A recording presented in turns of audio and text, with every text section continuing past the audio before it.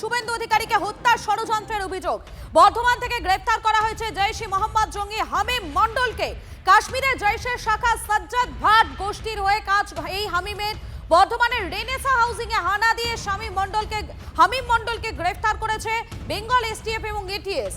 মুখ্যমন্ত্রী শুভেন্দু অধিকারীকে হত্যার ষড়যন্ত্রের অভিযোগ। আপনারা দেখতে পাচ্ছেন গ্রেফতারের ঠিক আগের মুহূর্তের সিসিটিভি ফুটেজ আপনাদেরকে দেখাচ্ছি। জিমে ছিলেন এই হামিম মণ্ডল, জিম করতে গিয়েছিলেন। দেখুন একবার সেই ছবি। সেখানেই বেঙ্গল এটিএস হানা দেয় এবং সেখান থেকেই তাকে গ্রেফতার করা হয়েছে বলে জানা যাচ্ছে। বেঙ্গল এসটিএফ এবং এটিএস এর চলে হামিম মণ্ডল। দেখুন গ্রেফতারের আগের মুহূর্তের ছবিটা। জৈশ সহ একাধিক জঙ্গি সংগঠনের সঙ্গে সোশ্যাল মিডিয়ায় যুক্ত ধৃত জঙ্গি বিভিন্ন জঙ্গি সংগঠনের কাশ্মীরি হ্যান্ডেলারদের সঙ্গে দেখা করত। কাশ্মীরেও গিয়েছিল এই হামিম, অন্তত এমনটাই আপডেট পাওয়া যাচ্ছে। মনতোষ রয়েছেন, সরাসরি মনতোষের কাছে চলে যাবো। মনতোষ, মূলত একটা বিষয়, এতগুলো দিন ধরে ঘাঁটি গেড়ে বসেছিল, কেউ কি কিছুই বুঝতে পারেনি তার স্বভাব কেমন ছিল? পাড়া প্রতিবেশী তারা কি বলছেন, কথা বলতেন? দেখো, আমি যে ফ্ল্যাটে রয়েছি ঠিক এই ফ্ল্যাটে যে রোহিণী নাইনের 3 তলায় অর্থাৎ সেকেন্ড ফ্লোরে ঘর ভাড়া নিয়েছিলেন শামীম। এবং যেটা স্থানীয়রা জানাচ্ছেন যে খুব বেশি তাকে দেখা যেত না, অর্থাৎ তিনি যতক্ষণ থাকতেন ততক্ষণ প্রায় বাড়ির ভেতরেই থাকতেন। এবং ঠিক এই আবাসনের পাশেই জিম রয়েছে, সেখানে জিম করতে যেতেন এবং খুব বেশি এখানে থাকতেনও না, এমনটাই কিন্তু তারা জানাচ্ছেন। এবং যেহেতু তিনি হিন্দি ভাষায় কথা বলতেন, সে কারণেই কিন্তু স্থানীয়দের সঙ্গে খুব বেশি কথাবার্তা হতো না, খুব বেশি মেলামেশা হতো না। মাস দুয়েকের মতো হয়েছে তিনি এখানে এসছেন, তার পরিবারের সঙ্গে থাকতেন। এবং স্থানীয়রা যেটা জানাচ্ছেন যে তার বাবা যেটা জানিয়েছিলেন যে তিনি আইটি কোম্পানিতে সার্ভিস করেন এবং তার 3 ছেলে মেয়েকে নিয়ে এখানে থাকেন। এবং এখানকার যারা আবাসনের যারা মানুষজন রয়েছেন তাদের যেটা বক্তব্য যে এই পরিবার কারোর সঙ্গে মিশতো না সেভাবে। 2 মাস যদি এসেছে, কিন্তু ঠিক তার পাশের ফ্ল্যাটে যিনি রয়েছেন তিনিও আমাদের জানাচ্ছিলেন যে এনারা কারোর সঙ্গে কথা বলতেন না, মিশতেন না, অত্যন্ত চাপা স্বভাবের। এবং যেহেতু হিন্দিভাষী সে কারণে কিন্তু কারোর সঙ্গে সেভাবে কথাও হতো না। এবং গোটা ঘটনা সামনে আসার পরে স্থানীয় বাসিন্দারা তারা যথেষ্ট আতঙ্কের মধ্যে রয়েছে। কারণ এর আগে আমরা দেখেছি যে 2014 সালে খাগড়াগড়ের ঘটনা, এবং তারপর আবার এখান থেকে জঙ্গি সন্দেহে একজনকে গ্রেপ্তার করা হলো এই বর্ধমানের বুকেই। স্বাভাবিকভাবেই গোটা বিষয়টি নিয়ে স্থানীয়রা যথেষ্টই উদ্বিগ্ন রয়েছে এবং এলাকার নিরাপত্তা নিয়ে প্রশ্ন তুলছে। এবং তারা গুণাক্ষরও টের পায়নি যে একটি ছেলে 23-24 বছর বয়স হবে, সেই ছেলেটি কিভাবে একটি জঙ্গি সংগঠনের সঙ্গে যুক্ত হতে পারে, কিভাবে এই ধরনের কার্যকলাপের সঙ্গে যুক্ত হতে পারে। এমনটাই যারা স্থানীয় রয়েছেন তারা জানাচ্ছেন। তারা যথেষ্টই চিন্তার মধ্যে রয়েছেন এলাকার নিরাপত্তা নিয়ে। এবং তারা দাবি করছেন যে যেভাবে ভাড়াটিয়া এখানে রাখা হয়, ভাড়া দেওয়া হয়, ভাড়া দেওয়ার আগে গোটা বিষয়টি নিয়ে যারা পুলিশের তদন্ত একটা চাইছেন, যে পুলিশ ভেরিফিকেশন করুক, তারপর এখানে এই আবাসনে ভাড়ার ব্যবস্থা করুক। শুধু এখানে নয়, অন্যত্র যে এই গোটা বর্ধমান জুড়ে কিন্তু একই রকম চিত্র, ভাড়াটিয়াদের সেভাবে ভেরিফিকেশন হয় না, এমনটাই কিন্তু অভিযোগ। আর তার পাশাপাশি স্থানীয়রা তারা যেটা জানাচ্ছেন যে এই পরিবার কিন্তু সেভাবে মেলামেশা করতো না, যে কারণে কিন্তু এই পরিবার সম্বন্ধে কারো কাছে কোনো তথ্য নেই, কেউ কিছু জানেন না। এবং গোটা পরিবারই কিন্তু যথেষ্ট চাপা স্বভাবের ছিল। স্বাভাবিকভাবেই সঙ্গে থাকো। এবং এই বিষয় নিয়ে যারা স্থানীয় বাসিন্দারা, এলাকার বাসিন্দারা, তারা কি বলছেন, তাদের কি বক্তব্য একবার শোনাই আপনাদের। ভয় পাচ্ছি যে কিভাবে বাচ্চা নিয়ে থাকবো। রেনেসা টাউনশিপ একটা এত ভালো, এখানে এত সুন্দর পরিবেশ ভেবে আমরা এসেছিলাম, আজ 10 বছর আছি। তো এরকম হঠাৎ করে যে এরকম হবে সেটা বুঝতে পারছি না কি কারণে। আর যখন ভাড়া দেয়াই হচ্ছে, আমার মতে বলে কি ভাড়া দিলে একটুখানি দেখে শুনে সব কিছু করে বিচার করে করে তারপরে ভাড়া বসানো উচিত। এবং হুটহাট করে এরকম করে ভাড়া দেবে বা করবে, আমি তো দেখিনি, ওই যে ভাড়া দিচ্ছে তাকেও আমি দেখিনি। আচ্ছা, বাড়ির মালিক না, আমি তো তাকে আজ পর্যন্ত দেখিও নি। হ্যাঁ, অনেক ভাড়া আসতেন, মানে এই 2 বছর 2.5 বছর করে ভাড়া থাকতেন এবং ভাড়া এসে 2 বছর 2.5 বছর পর চলে যেতেন সেই ভাড়া যারা থাকতেন। এই ফ্যামিলি 1 মাস 1.5 মাস দেখছি, আর একটু বেশি, আচ্ছা 2-3 মাস, হ্যাঁ এরকম হলো। ওনারা এই 15 দিন হলো, 15-20 দিন হলো আগে এসছে, ভাড়াটিয়া এসছে থ্রু ব্রোকার। তো এবার আমাদের সাথে তো পরিচয় নেই, যা হবে ব্রোকার যে এনাকে ভাড়া দিয়েছেন তার সাথে কথা বলতে পারেন। ফ্ল্যাটটাকে উনি বলছিলেন যে উনি নাকি সল্টলেকে আইটিতে সার্ভিস করেন। আচ্ছা, একতা মেহরা বলে একটা নাম পাচ্ছি। ওটা হাউস ফ্ল্যাট ওনার, আচ্ছা আচ্ছা কিন্তু উনি ভাড়াটাতে এসছেন। এই আগের ভাড়াটিয়া চলে যাওয়ার পর 15-20 হলো ম্যাক্সিমাম এই ওরা এসছে। আতঙ্ক তো সবারই মধ্যেই একটা থাকতে পারে যদি কিছু না, আপনি হয়। যেখানে থাকতেন আপনার পাশের ফ্ল্যাটে জঙ্গি সন্দেহে গ্রেপ্তার করেছে, কতটা আতঙ্ক? এ তো আমি এখনই শুনলাম, এ তো আতঙ্কেরই বিষয়। যদি তাকে জঙ্গি সন্দেহে গ্রেপ্তার করা হয় তাহলে তো খুবই আতঙ্কের ব্যাপার। কমিটি এখনো হয়নি। সেফটি সিকিউরিটি বলতে এখন আগে আমাদের যে এই দেখুন এইগুলো তো ওপেন থাকতো আগে, আমরা এখন নিজেদের পয়সা করি এগুলোকে পুরোপুরি সেট ঘিরেছি।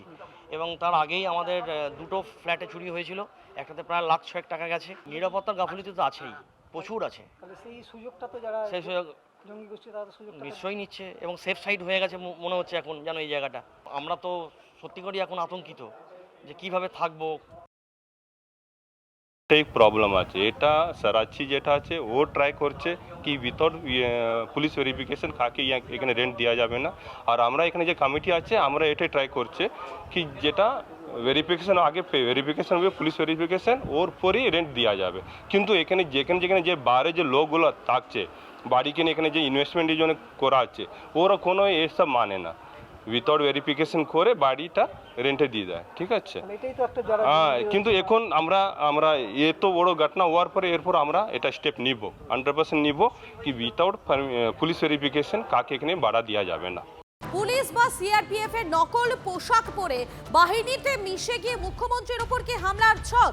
ধৃত জাহিদ জঙ্গি হামিমের ফোন ঘেটে চাঞ্চল্যকর তথ্য পেয়েছে বেঙ্গল এসটিএফ। আমাদের প্রতিনিধি সুজয় রয়েছেন, আমি সরাসরি সুজয়ের কাছে চলে যাবো। সুজয়, আর কি কি তথ্য সামনে এসেছে? বেঙ্গল এসটিএফ সূত্র মারফত কি জানতে পারছো? দেখো, শুধুমাত্র শুভেন্দু অধিকারীর গতিবিধি ফলো করাই নয়, আরও এক ধাপ এগিয়ে গিয়েছিল এই হামিম। কীভাবে জানা গেল সেটা? এসটিএফের গোয়েন্দারা যখন তাকে গ্রেফতার করলেন তার মোবাইল ঘেটে দেখা গেল অনলাইনে সে পুলিশের ইউনিফর্ম এবং সিআরপিএফ যে ধরনের পোশাক ব্যবহার করে সেই ধরনের পোশাক অর্ডার করেছিল।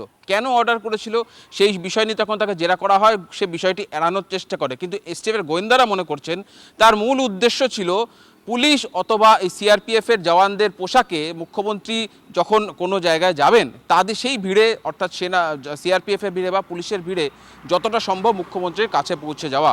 আর এটা তাকে নির্দেশ দেওয়া হয়েছিল বলেই মনে করা হচ্ছে। পাকিস্তানের যে জঙ্গি সংগঠনের সঙ্গে তার যোগ পাওয়া গিয়েছে সেখান থেকেই নির্দেশ পাওয়া গিয়েছিল, ফলে এক ধাপ এগিয়ে যাওয়া। তার কারণ আমরা জানি মুখ্যমন্ত্রী Z+ সিকিউরিটি তার ধারে কাছে পৌঁছানো সাধারণ মানুষের পক্ষে সম্ভব নয়, কিন্তু পুলিশের পোশাকে বা সিআরপিএফের পোশাকে যদি ক্লোজ প্রক্সিমিটির কিছুটা কাছে যেতে পারে তাহলে সে যে অসৎ উদ্দেশ্য নিয়ে চলছিল, অর্থাৎ মুখ্যমন্ত্রীর উপরে অ্যাটাক করা, আক্রমণ করা, সেই উদ্দেশ্য কিছুটা হলেও সফল হতে পারত।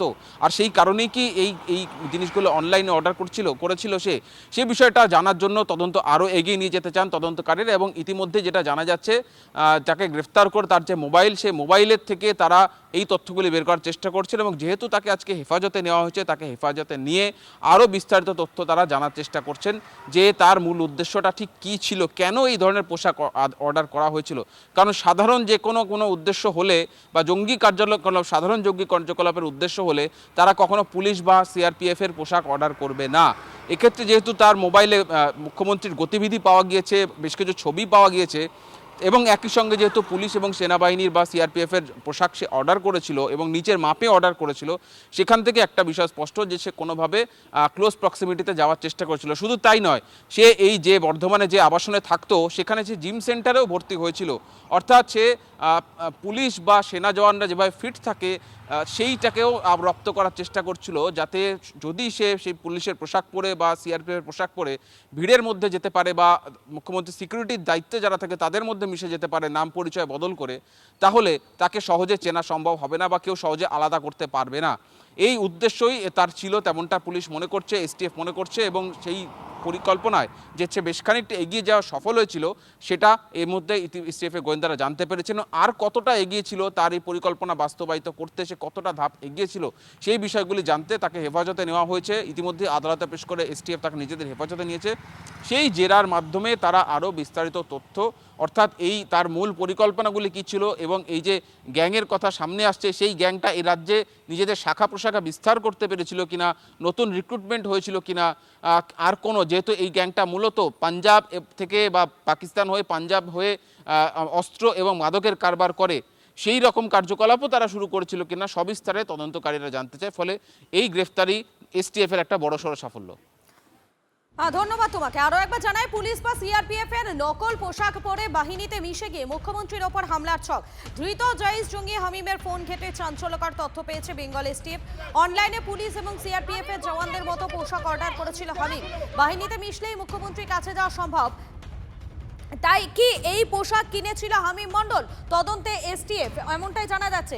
আর আপনারা দেখতে পাচ্ছেন এই মুহূর্তে যে ছবিটা আপনাদেরকে দেখাচ্ছি, জিমে এই পাক জঙ্গি অর্থাৎ গ্রেফতার হওয়ার ঠিক আগ মুহূর্তে জিমে গিয়েছিল এই পাক জঙ্গি এবং সেখানকারই ছবি আপনাদেরকে দেখাচ্ছি। দেখুন, আপনারা কসরত করছেন সেখানে, জিমে ঘাম ঝরাচ্ছে এই জঙ্গি, যিনি কিনা একটা ভয়ঙ্কর চক্র চালানোর চেষ্টা করেছিল, একটা ভয়ঙ্কর ঘটনা ঘটানোর চেষ্টা তিনি করে গিয়েছিলেন।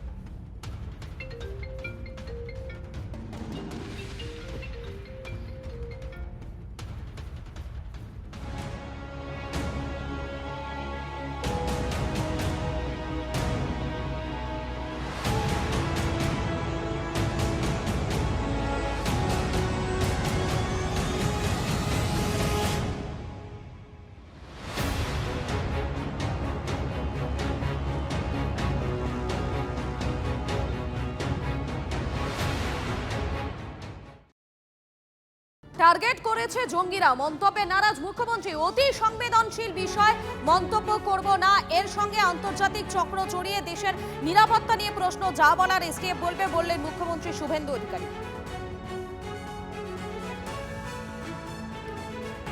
It's a very sensitive issue. I am not passing any comment. It's a very sensitive issue. এটা ইন্টারন্যাশনাল কানেকশনের বিষয় আছে, ন্যাশনাল সেফটি সিকিউরিটির বিষয় রয়েছে।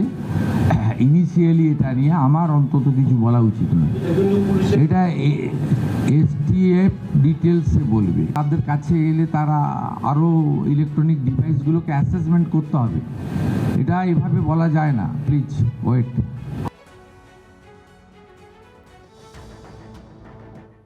বীরভূমে তরুণীর সূত্র ধরে বর্ধমান থেকে জালে জঈশ জঙ্গি হামিম। মন্তেশ্বরের কুসুম গ্রামে আসল বাড়ি জঙ্গি হামিম মণ্ডলের। বাবার নথি দেখিয়ে বর্ধমানের রেনেসা আবাসনে ফ্ল্যাট ভাড়া নেয় এই হামিম। সপ্তাহে মাত্র একবারই ফ্ল্যাটে আসতো হামিম মণ্ডল, খবর স্থানীয় সূত্রে। বীরভূমের এক তরুণীর সঙ্গে নিয়মিত চ্যাট, ভিডিও কল করতো হামিম। সেই তরুণীর সূত্র ধরে গতকাল বর্ধমানের আবাসনে জিম থেকে আটক। পরে হামিমকে গ্রেফতার করেছে পুলিশ এবং এসটিএফ।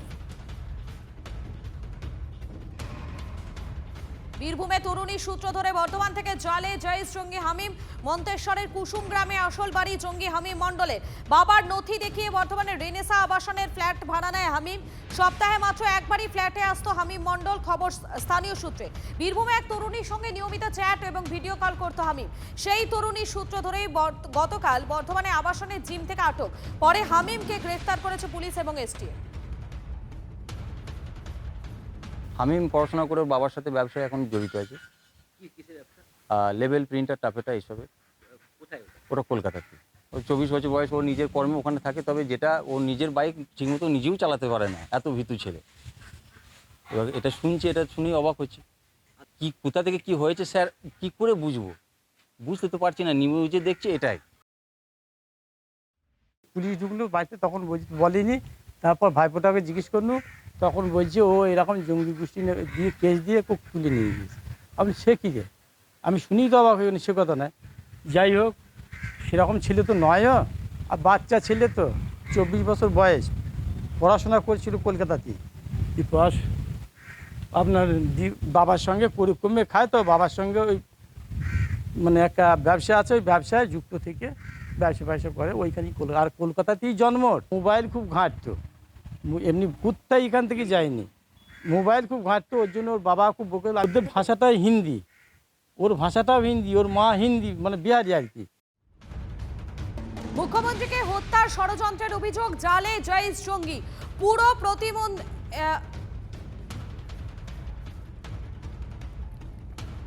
মুখ্যমন্ত্রীকে হত্যার ষড়যন্ত্র এবং সেই ষড়যন্ত্রে একজনকে গ্রেফতার করা হয়েছে ইতিমধ্যে। বীরভূমে তরুণীর যে সূত্র, সেই সূত্র ধরেই বর্ধমান থেকে জালে জয়েশ জঙ্গি হামিম।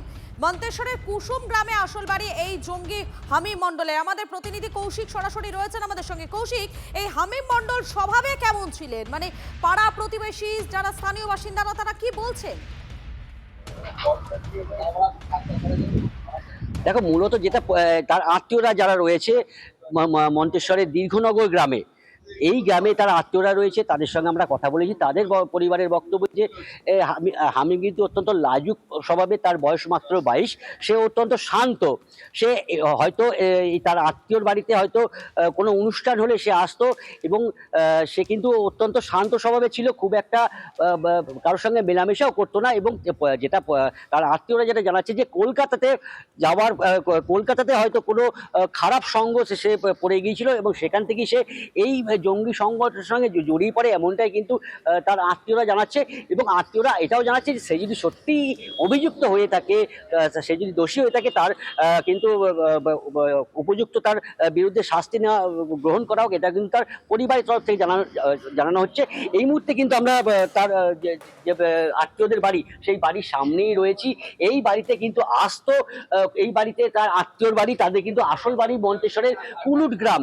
সেই কুলুট গ্রামে তারা কিন্তু আর আসতো না, এই আত্মীয়র বাড়িতেই আসতো। সে কিন্তু এই দীর্ঘনগর এলাকার, অর্থাৎ হামিমের যে পরিবার, তার বাবা মা, তারা কিন্তু এই দীর্ঘনগর এলাকার ভোটার ছিল এবং গত ভোটে এখানে তারা ভোট দিয়েছে। কিন্তু এই বাড়িতে তারা আসেনি, তারা এই বাড়িতে না এসে তারা এখান থেকে ভোট কেন্দ্র থেকে ভোট দিয়ে চলে গেছে। পরিবার কিন্তু জানাচ্ছে যে সে এই জঙ্গির সঙ্গে জড়িয়ে পড়েছে, জঙ্গি সন্দেহে তাকে গ্রেপ্তার করা হয়েছে। এটা কিন্তু পরিবারের তরফ থেকে কোনোভাবেই মেনে নেওয়া হচ্ছে না। পরিবার কিন্তু স্পষ্ট এটাও বলছে, তার আত্মীয়রা এটাও বলছে যে যদি সে এই ঘটনার সঙ্গে যুক্ত হয়ে থাকে, সে যদি অভিযুক্ত হয়, সে যদি দোষী হয়, তার বিরুদ্ধে কিন্তু শাস্তি নেওয়া হোক। এটা কিন্তু তার আত্মীয়রা কিন্তু স্পষ্টভাবে জানাচ্ছে। একেবারেই ধন্যবাদ তোমাকে।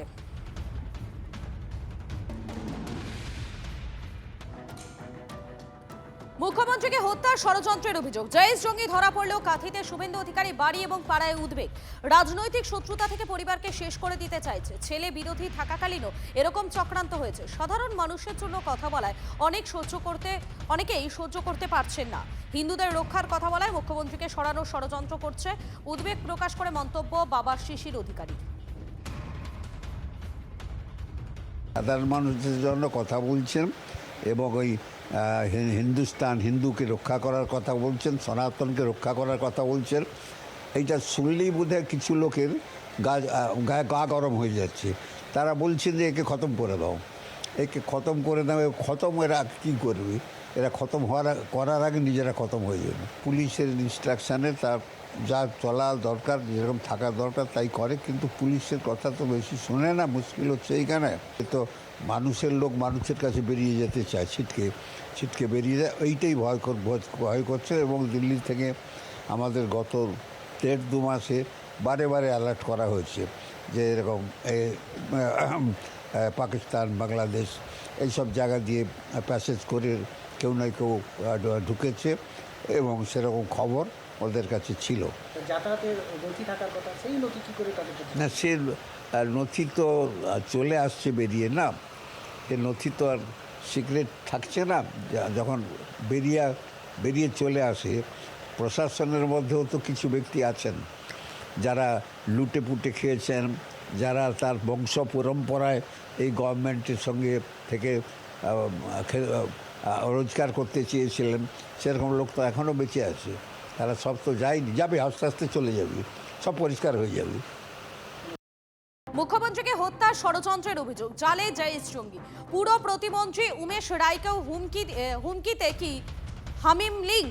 মন্ত্রী হওয়ার পর ইন্টারন্যাশনাল নম্বর থেকে হুমকি ফোন এসেছিল।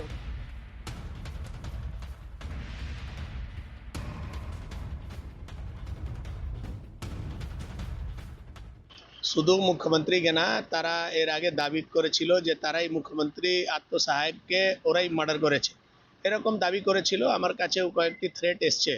আমাকে পাকিস্তানি একটা এজেন্সি থেকে অনেকবার আমাকে থ্রেট করেছে, আমার ছেলেকে কিডন্যাপ করার থ্রেট করেছিল। পুলিশকে জানিয়েছিলাম, পুলিশ ব্যবস্থা করছিল। আমার মনে হচ্ছে তারই পরিণাম এটা। এটা বিগত 1 মাস ধরে এটা চলছিল। আমি যেদিন মন্ত্রী শপথ নিয়েছি তার 10 দিন আগে থেকেই আমার কাছে অনেকগুলো ইন্টারন্যাশনাল কল আসতো, থ্রেট করেছে, মেরে দেবে, ছেলেকে কিডন্যাপ করে নেবে, টাকা চেয়েছিল। সেটা যেহেতু আমাদের সরকার হয়ে গেছিলো, সেটা সার্বজনিক করার দরকার ছিল না। আমরা আমাদের তরফ থেকে এটা পুরো বিষয়টা দেখছিলাম। পুলিশ খুব ভালো কাজ করেছে, পুলিশ এসটিএফকে জানিয়েছিল, একজন ধরা পড়েছে আর পুরো নেক্সাসটাই কিছুদিনের মধ্যেই জানা যাবে।